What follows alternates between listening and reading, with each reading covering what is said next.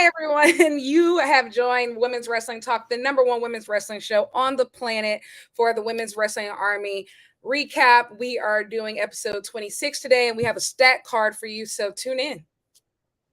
10, 9, 8, 7, 6, 5, 4, 3, 2, 1, 0.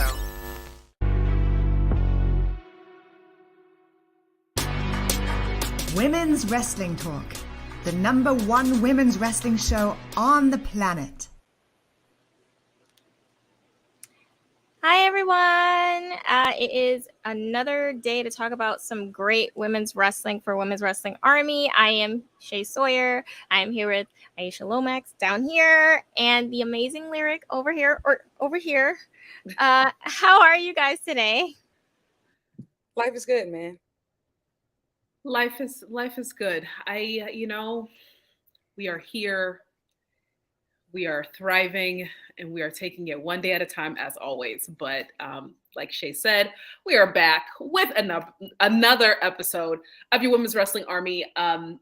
So just an FYI, if you are joining us or if you've been joining us, you know that we are going through the episodes, and there's been kind of like some back and forth, just because when we started, we were starting with the old episodes, and then they gave us new episodes, so we jumped to those, and so we've kind of backtracked a little bit. So we are currently on episode 23.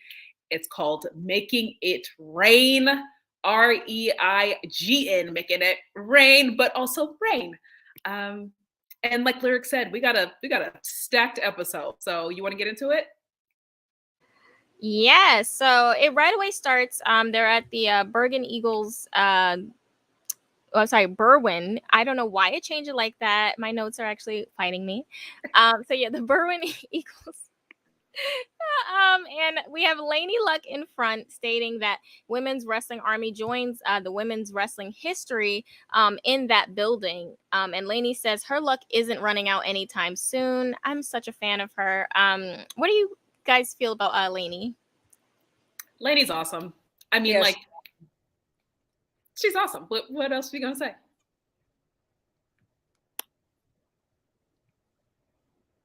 Oh, you. Mm-hmm. I believe. So then we have Sam Laterna and Alyssa Marino letting us know, the match is lined up. Following, we have Billie Starks backstage. This is her Women's Wrestling Army debut. It's so crazy to think she's only 17 and just has done so much. Like, wow. And then she ended it with BSB ain't never lost. I was like, you know what? Period. Since we have gone back, like, obviously this is an older episode. Billie, who is now, with AEW, she is 18 now, and we will see this match actually that we kind of briefly touched on. I don't remember what episode. I was trying to dig through, but it was the episode where her and Amy go toe to toe. But we will see. We'll see that full match here. So yeah, definitely. So right away we have it. The Fatal 4-Way. It is Alicia Edwards, Blair Onyx, Alex Gracia, and Billie Starks. I actually really enjoyed this. I thought it was very cool. Like, how everything kind of went together. I thought Blair Onyx was a great, you always have that one person who is the most imposing in the match, and I feel like that was definitely Blair Onyx, and I feel like she did a really great job playing her role and playing her part. What were your early first feelings about this match when you saw who the competitors were? I'm personally only familiar with two of them, so some fresh faces are always cool to see. And also, I think this is probably the first multi-person match that I've seen, from Women's Wrestling Army. I've only seen mostly singles matches, so I haven't seen a lot of 4-ways. So this was a new match concept for them, at least from what I've seen so far. So that's pretty cool. I think they had, was there a 4-way, or maybe it was a 3-way? I'm thinking with Tasha Steelz, with Deonna Purrazzo. Yeah, and I think it was Laynie Luck.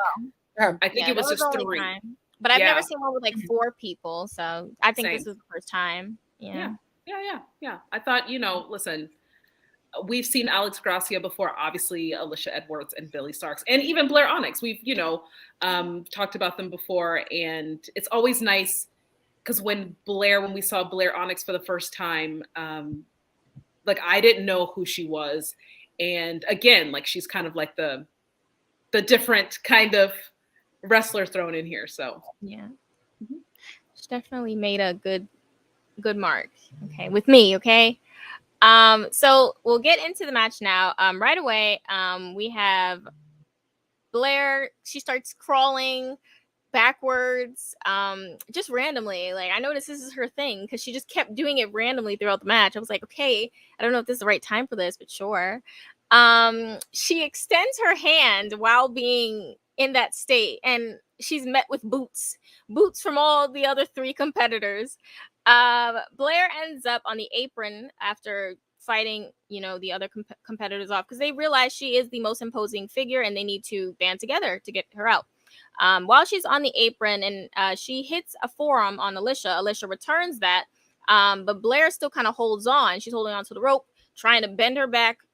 She was doing it a lot. And she held on. Alex Gracia and Billie Starks deliver a kick to Blair's face, which sends her out of the ring. We then have Billie and Alex high five, and Alicia wants to join in, but Billie throws her to the ropes. Billie misses a clothesline, but Alicia gets caught by Alex Gracia with a clothesline herself. So it kind of seems like Alex and Billie kind of formed a bit of a alliance within this match, just from how it was panning out. Blair gets back in the ring eventually and hits a front face slam on Billie upon entering the ring. Alex tries to get a chokehold on Blair, but she pushes her back into the corner, followed by a splash from Alicia Edwards, then a forearm from Billie Starks, then a splash by Blair Onyx. So they were laying it on very thick in that corner. Blair then hits a snapmare on Billie, followed by a low clothesline. After that, Blair then takes Alicia down hard to the mat, followed by Blair then puts Alicia and Billie in a double spider lock, which I thought was very cool to see. As you can see, the bottom right here, very cool. But eventually, Alex Gracia breaks it up. Midway point of this match, like, how are you guys feeling about the match so far? Like, you think they're really taking it to each other? Yeah, I thought this was, like you said, I thought that move that Blair did was really cool. Excuse me, really cool. And yes, like, so far it's just like a little chaotic. They are just, they are doing their thing.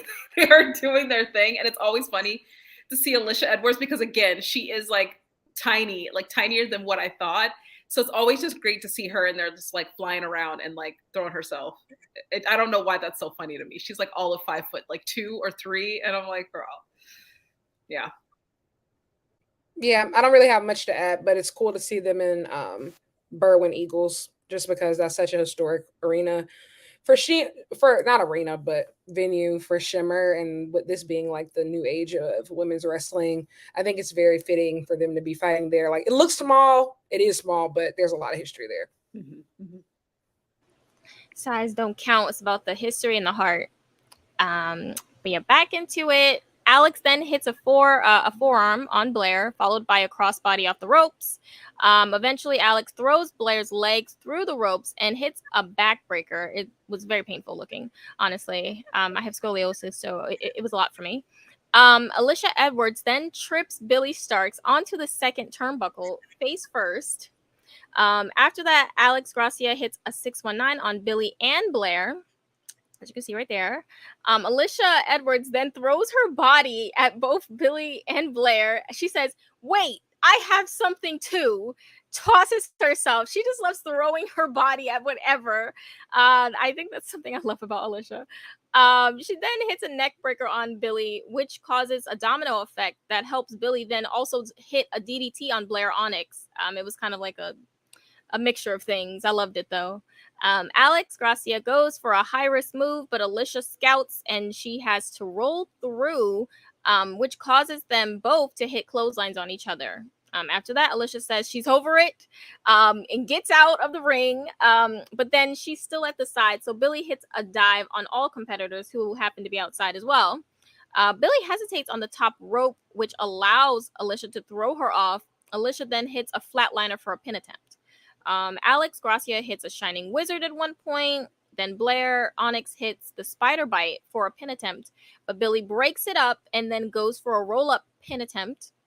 Billie drives Blair's head into her knee, then hits a kick to the face. But then Billie hits a gory bomb. After that, Billie goes for a swanton, but then Max the Impaler's music starts to play. Everyone's obviously very confused because there's only 4 people here. But Billie still has time, even though we see Blair getting up, doing the spider position yet again. Like, scary. And Billie hit the swanton for the win. Billie Starks is the winner. Thoughts on how everything panned out, and obviously Max the Impaler has Billie in their sights. So how do you guys feel? So we Lyric, we have already we know how that episode turns out because we have reviewed it. It was one of the mix-ups. So we already know how that turns out.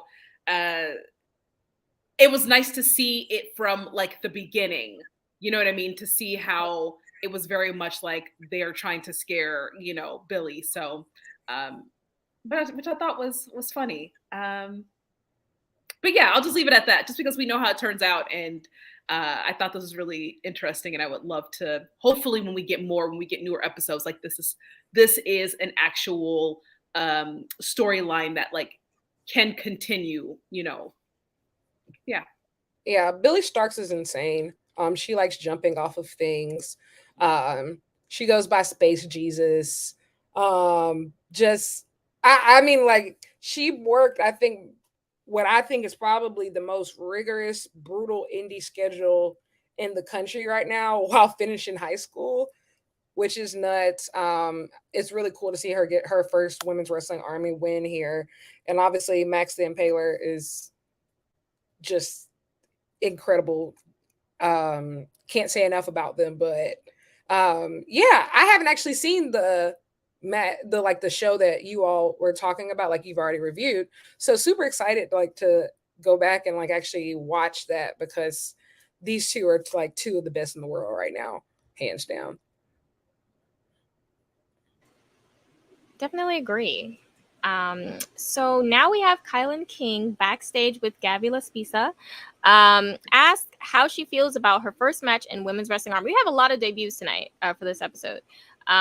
She says she's no stranger to Gia Scott, the greatest damn woman, and says armies need leaders, and says they need kings, and that's where she comes in. So that's her mindset going into this. What are your thoughts on her response and saying she's ready to lead? I mean, it's great to see KiLynn King. It's great to see her, and then again, since these episodes were recorded so long ago, then to kind of see the trajectory of all these wrestlers, but to see her now on Impact doing her thing, it's really cool. For me, I was this, it's great just seeing her here, and then just knowing what she's been doing on Impact.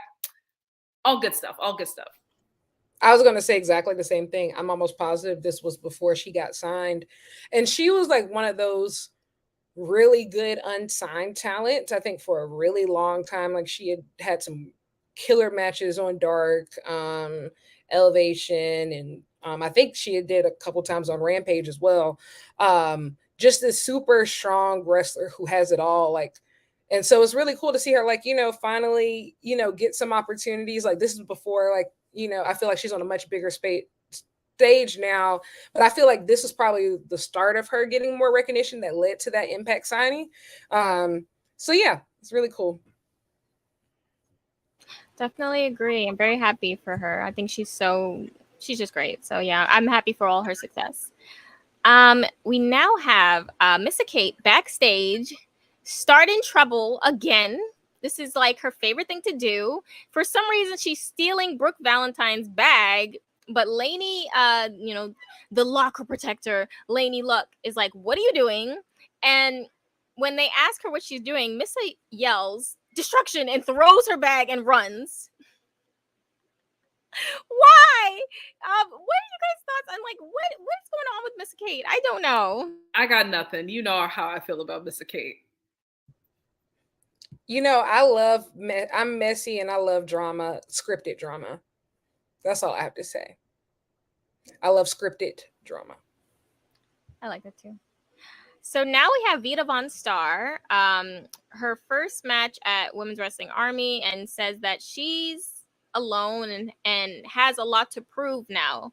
She said you got to go against the grain, says she walks a higher path, says she's the most unpredictable performer in all of wrestling. How do you guys feel about everything she was saying? Actually, let me go over to Gabby Laspisa backstage with Allie Recks as well. And she says the first time she's met Vita in the ring again, says she did meet her last year at ROH at a women's tournament, but she had to pull out because of her knee injury. Unlike Vita, she had her own choice with her, ticket into that match. But Vita willingly gave it up to stand behind the righteous, and says how focused is Vita without the righteous. So what are you guys' thoughts on that whole thing between Vita and then also what Allie had to say about her? I mean, I thought this was really interesting. Again, I did not see that iteration of Ring of Honor. I'm sure now, with Honor Club, I can go back and probably watch. But I thought that was just like a really interesting history that they have. And when I tell you, I want to call this woman Dita Von Teese, like it is not like it's not, they're not alike. It's just the similar names. And so every time I say her name, I'm like, I have to really pause. Lyric, don't be looking at me like that. It is very similar. So Vita, I really, come on, don't do me like that. Anyway, I think she's great. Again, I think that she has like the acrobatics on her side, right? Similar to what Blair Onyx was doing, right? With like the spider thing and the whatever. So I think that's definitely why she thinks she's a great wrestler as well, but I think she has that element, which we'll see. Yeah, I'll just piggybacking off what you said, like as a current Ring of Honor watcher, that I'm not as familiar with like some of the most recent iterations before this. Like I didn't know that the Righteous ever had like a female member. So like I was like, this is confusing. Good to know all of this information. I like Vita. I don't know, like her style, her vibe is just so it's interesting. It's very like, I don't know, I like it. So we now have Vita Vonstarr, the CCW Network champion, versus Allie Recks. Right away, they both lock up, but Vita gets Allie in a waist lock. Allie reverses and gets Vita in a wrist lock. Vita uses the ropes to flip over and get Allie in her own wrist lock. They kind of continue this trade-off of wrist locks for a good little minute. At one point, Allie had this huge smile, as you can see in the bottom, like smiling, she's a full grin while she's got her in the wrist lock. And Vita is like, you know what? Don't be disrespectful. Headbutts her. She's like, okay, you know what? We're not going to do this. You're not going to smile on my face. Vita then gets Allie in a headlock, then starts dealing hits to her head, followed by a headlock takeover. Allie rolls her over for a pin attempt, as you can see in the top right. Allie then gets Vita in a head scissors submission. Vita escapes the hold in a flashy fashion, as Vita would. Vita then gets a really flashy kick on Allie as well. She's very like, she has these really like cool ways that she delivers moves. I really like that about Vita. Allie then hits 2 arm drags, followed by a drop kick, then a cartwheel into a forearm in the corner, followed by a snapmare, then a low drop kick for a pin attempt. I mean, she was throwing everything but the kitchen sink at her in that moment, honestly. Vita then plants Allie face first for a pin attempt. Vita hits a forearm, followed by a chop, then choking Allie with her foot in the corner. Vita then hits a snap suplex with a bridge for a pin attempt yet again. After that, Vita gets Allie in a submission on the ropes. After that, Vita starts slamming Allie's face into the mat, then puts her in a straitjacket hold, but Allie fights out. Allie gets a backslide for a pin attempt. Vita follows up with a big boot for a pin attempt. Vita goes for another pin attempt. Then Vita hits a slam for another pin attempt. They're trying to wrap this match up. Vita goes for the head scissors, but Allie blocks her legs and then hits a crossbody for a pin attempt yet again. Vita recovers and hits a lariat. Vita then gets Allie in a seated octopus. Very cool to see. Allie starts delivering kicks plus a big boot into a takedown, followed by Rex 19 for a pin attempt. After that, Vita goes for a suplex, but Allie knees her, then gets Vita in a sleeper hold. Allie then goes for a move, but Vita reverses, then hits Helter Skelter for the win. Vita Vonstarr is your winner. What are your thoughts on how this match kind of panned out?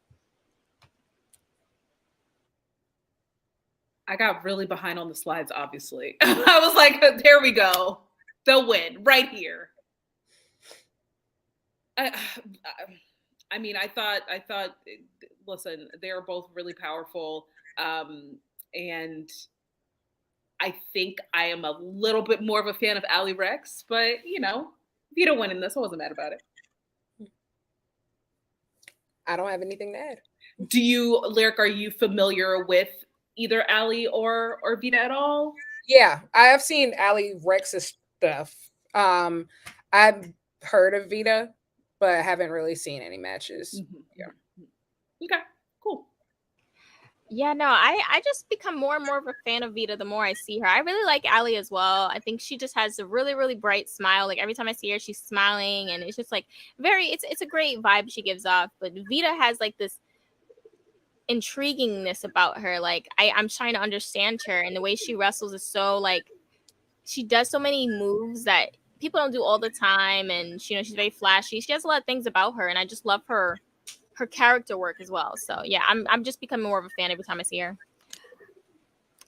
So now we have Gabulous Visa backstage with Alysin K. Ashley Dembois called her out, and she says she's flattered. But she wishes the new girls understood reputation is built over time, and it starts with one moment.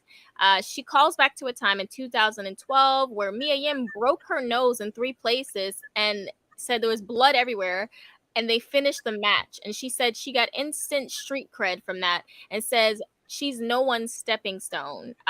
What do you guys think about her saying all that? I know that's right. Hello, the veteran putting her foot down. I know that's right. Listen, y'all know if y'all watch long enough, we are fans of Alysin K over here. So we love her and the Hex, obviously, with Marty Bell. But period, whatever she says. And they did, and I forgot to add that slide on here, but we know that the main event for next episode is going to be Alysin versus Ashley Dembois, which I am really excited about. Really excited about that match. So, yeah. Same. I love them both. So I just know it's going to be great. I'm excited already. I'm not going to watch ahead, though. I'm going to wait. So I'm like, you know. So we then also have Billie Starks and says, you know, she did it. She's happy about her win. But Amy Rose is nearby and is just kind of standing there and eventually says Max is hungry. Sure does. Wherever that slide went, I don't know. It's not in here, but I do have it. I took screenshots. It's probably gonna show up in the middle of the wrong area, but that is the scenario that we saw in the early episode that we reviewed. That was kind of giving, you know, kind of like I think it was like an overview episode, wasn't it? I don't remember. I can't remember, but yes, we see Amy Rose come up in Billie's face and saying that Max is hungry. That's the last thing I want to hear. Amy causing trouble, so that's literally the last thing I want to hear. Like, don't say that to me. I'm scared now. No, I'm not going to bed. I'm going home. Did we not say the same thing? Like, Billie, go home. I'm going home. I'm locking the doors. Goodbye and good night. Bang. Period. That's all very reasonable responses to that. We now have the greatest damn woman, Gia Scott, versus KiLynn King. right away, I expected a lot of trash talking because that is what Gia Scott is known and good for. KiLynn then calls Gia a baby, which then causes the crowd to start chanting baby at Gia, obviously, which she hated. They then lock up. Gia gets a headlock takeover. Then KiLynn gets her in a head scissors. Then they repeat the same thing, but instead it's KiLynn doing the headlock takeover. What I noticed a lot in this match was they were so evenly matched that they kept kind of doing the same moves to each other a lot of times, which I thought was cool because I mean it just played out. It showed, they are so similar in a lot of ways, and they're both tall women, so it is a lot of similarities, and I liked it. Gia then was like she wanted a test of strength. It went mostly KiLynn King's favor, this test of strength, but hey, Gia gave it the old college try. KiLynn flips Gia over and gets a pin attempt 4 times before KiLynn holds Gia in a headlock. They both run the ropes, and Gia gets a shoulder block on KiLynn. They run the ropes again, and this time KiLynn gets a shoulder block for a pin attempt. Gia lands a forearm, but KiLynn gets on an arm drag, followed by a scoop slam, then a leg drop for a pin attempt yet again. Gia pulls KiLynn's hair and slams her on the mat, starts pounding away at KiLynn. I mean, my goodness. And Gia says she's the king around here. Just in case anyone forgot, just want to make sure. Gia hits a snap suplex on KiLynn for a pin attempt. Gia used her foot to choke KiLynn in the corner. This is vicious, very vicious. After that, KiLynn hits a suplex. She's showing a lot of pain in her lower back from all the attacks. I feel like Gia was working on her spine and her midsection for a good portion of the match. After that, Gia keeps driving her shoulder in KiLynn King's midsection in the corner. Obviously, she saw, KiLynn holding on and was like, you know what, I'm gonna work on this. KiLynn drops Gia on the apron. Both women are now outside, but KiLynn throws her back in quickly. So it's clear that KiLynn doesn't want it to be like Gia gets a count out or gets away. She wants a definitive victory, which is fair. KiLynn starts hitting clotheslines, followed by an open palm strike. I mean, it was painful, that one. 2 back elbows from KiLynn as well, followed by a cutter for a pin attempt. Gia hits a DDT, followed by a flatliner for a pin attempt as well. After that, KiLynn hits an elbow, and Gia does the same. KiLynn and her then trade big boots. After that, KiLynn hits a big boot for another pin attempt. KiLynn hits a German for another pin attempt. After that, Gia hits double knees. Gia misses a kick and gets clotheslined in the back of the head, which then allows KiLynn to hit King's Landing for the win. KiLynn King is your winner. What are you guys' thoughts on, how this panned out? Are you shocked at the ending or anything? I don't know if I was shocked, because as much as we are fans of Gia Scott, we're also fans of all of these wrestlers, right? And we know that they are all powerful. There's honestly not even a weak link, not even Laynie Lennox. Like I said, y'all know I was concerned about Laynie with her match against Max the Impaler. I was like, sis, you gotta redeem yourself. And she did later on, but I was like, I don't know about this, but there's not a weak link here. So no, but definitely not surprised and not mad about it at all. KiLynn King just showing her power and showing why she, why she was doing her thing and why she is, currently with Impact. So yeah. Yeah, for this being college debut, I don't think I expected her to take a loss, but she's incredible. Gia's incredible. My favorite trope in women's wrestling is hoss fights, when just going strength for strength. That's my favorite women's wrestling trope. So yeah. All right. Well, we are at the end, but before we go, I have a really great commercial to play. So I'm gonna put that commercial on right now. Guys, yeah. Hey peeps, TK Trinidad here, boss lady of Women's Wrestling Talk. And I want to say thank you so much for watching, because you've got millions of options. Plus, you don't have to worry about sharing your password to check us out. But while you're here, hopefully you know we have so many more shows to watch, like Turnbuckle Glam, Raw post-show, WoW post-show, AEW Dynamite post-show, Women's Wrestling Army post-show, NXT post-show, Impact Wrestling post-show, AEW Rampage and SmackDown Live post-show, On the Scroll, ROH post-show, WWT Live, plus all of our interviews with the hottest women's wrestlers in the game. Make sure that you like, comment, and subscribe. Check out our website at www.talkpod.com and follow us on all social media platforms at www.talkpod, and make sure to spread the word. That means send this to the group chat. Yes, even the person with the green bubble. Thanks again so much for watching Women's Wrestling Talk, the #1 women's wrestling show on the planet. Ciao for now.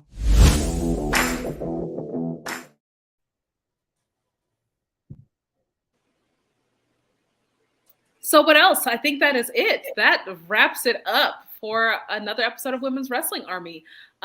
Just an FYI for those who are watching, I will be gone for the next few weeks. Got some stuff going on, but Lyric and Shay are gonna hold it down and, you know, doing the thing. If I'm able to pop in, I will. But yeah, but before we go, Lyric, where can we find you on these interwebs? You can find me.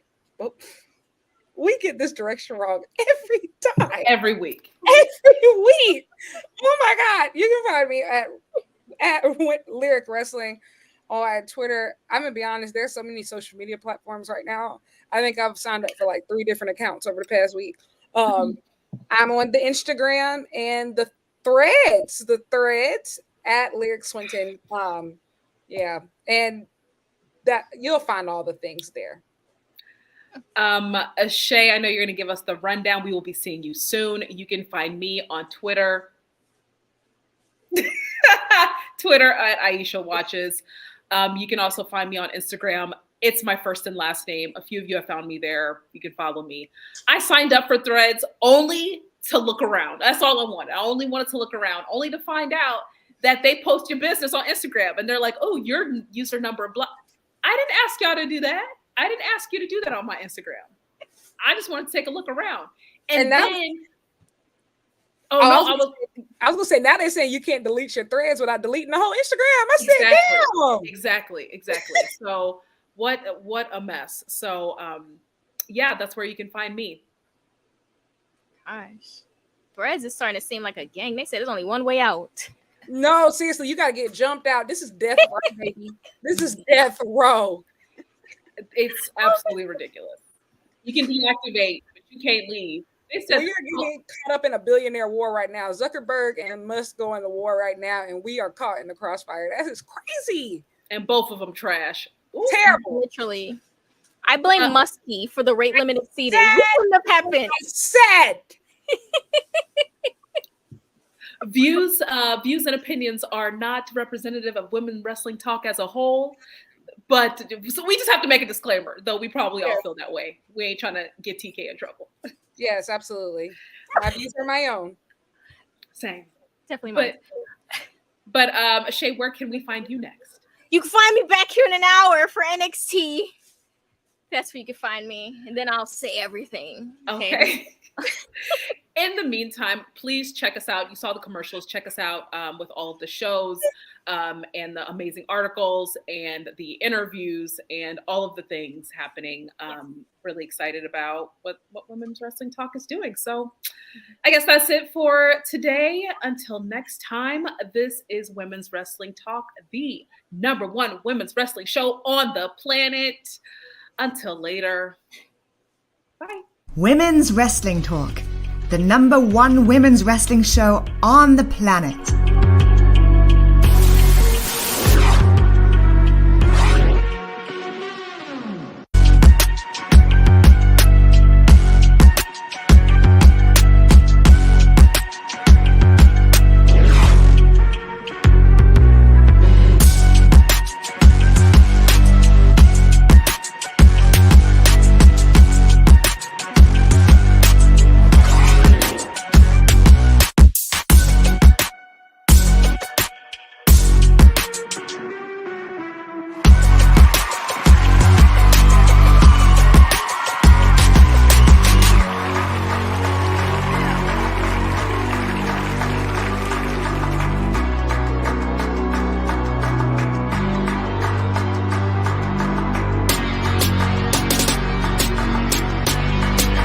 Women's Wrestling Talk, the #1 women's wrestling show on the planet.